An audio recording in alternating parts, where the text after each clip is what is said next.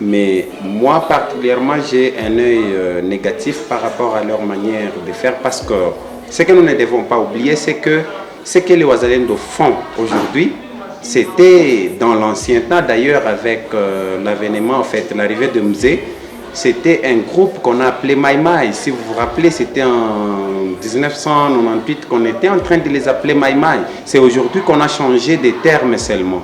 Ce même Mai Mai dans l'évolution, c'est ce qui a donné plus tard le M23. Si vous suivez bien l'enchaînement logique de ces groupes qu'on appelait Mai Mai, ça a donné M23.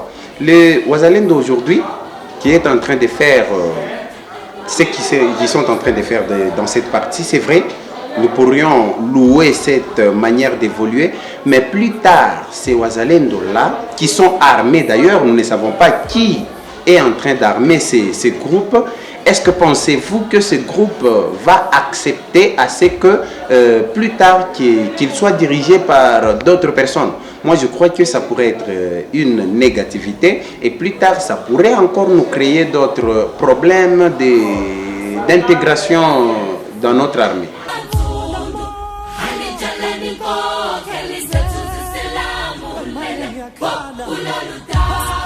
La détention illégale d'armes, ça pourrait déjà créer un problème dans cette partie.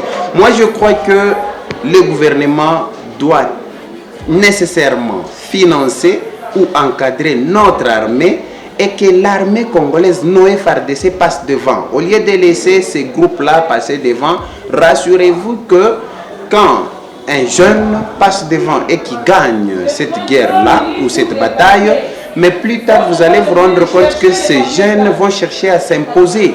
Et en s'imposant, ils ne peuvent pas accepter de se soumettre ni aux autorités politiques, ni aux autorités administratives, ni moins parfois aux autorités militaires. Nécessairement, ça peut créer de quoi. Je crois qu'il est temps que nos FARDC soient suffisamment motivés et que nos FARDC passent devant et que ces jeunes se retirent. Ce qu'ils ont fait déjà, c'est le gros, que nos FARDC continuent à faire et qu'on désarme ces civils-là pour éviter d'autres problèmes qu'on pourrait entretenir. C'est une bombe à retardement sur eux.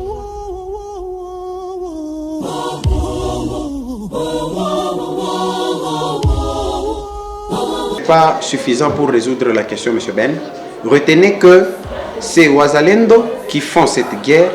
Est-ce qu'il n'y a pas un accord entre les Wazalendo et le gouvernement? S'il n'y a pas d'accord, retenez que ça va poser un problème, parce que lors de leur intégration dans notre armée, il y aura des conditions. Il y aura ce que nous appelons souvent avec les politiciens les cahiers de charges. Et les Wazalendo peuvent imposer des postes plus supérieurs, et ce qui va créer un problème. Qui va accepter de perdre? Vous voyez actuellement, avec ces systèmes-là, c'est ce que nous sommes en train d'éviter, de faire une intégration des anciens civils ou des anciens rebelles dans notre armée. Et plus tard, nous allons parler des infiltrations. C'est M23 qui sont soutenus par l'armée rwandaise, une main rwandaise soutenue aussi par la communauté internationale. Ça sera le même cas avec les Wazalendo. Parce que quand ils vont terminer avec, ou ils vont en finir avec les M23, rassurez-vous qu'il y aura toujours une main noire extérieure qui va chercher à encadrer ces Wazalendo, et ce sont les mêmes Wazalendo qui vont se tourner maintenant contre nous, contre notre armée, contre notre patrie, pour en tout cas nuire notre situation. C'est à ce niveau-là que je vous dis qu'il ne fallait pas nécessairement encourager ce système. Il est tôt pour que nous mettions fin à cette histoire.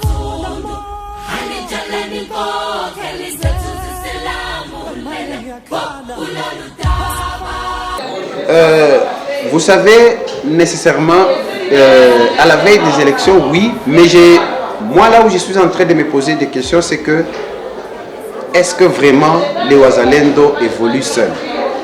Est-ce qu'il n'y a pas un accord avec le gouvernement? Parce que ce que nous nous posons comme question, qui est en train d'armer les Wazalendo? Et comment expliquer que c'est à la veille de la déclaration, une déclaration conjointe d'ailleurs entre le ministère de Défense et le ministère des Affaires étrangères, disant que dans 2 semaines, on devrait mettre fin avec la guerre de M23. Et automatiquement, après cette déclaration, il y a les Wazalendo qui ont pris maintenant l'ampleur. Alors je me dis, il doit y avoir nécessairement, probablement, un accord. Et c'est ce qui est en train de motiver ça. Et moi particulièrement, comme je venais de vous le dire, je ne suis pas vraiment partant. Je suis partant pour mettre fin à cette guerre, mais pas partant pour laisser les civils passer devant. Ça pourra toujours entretenir une guerre dans le futur. Merci.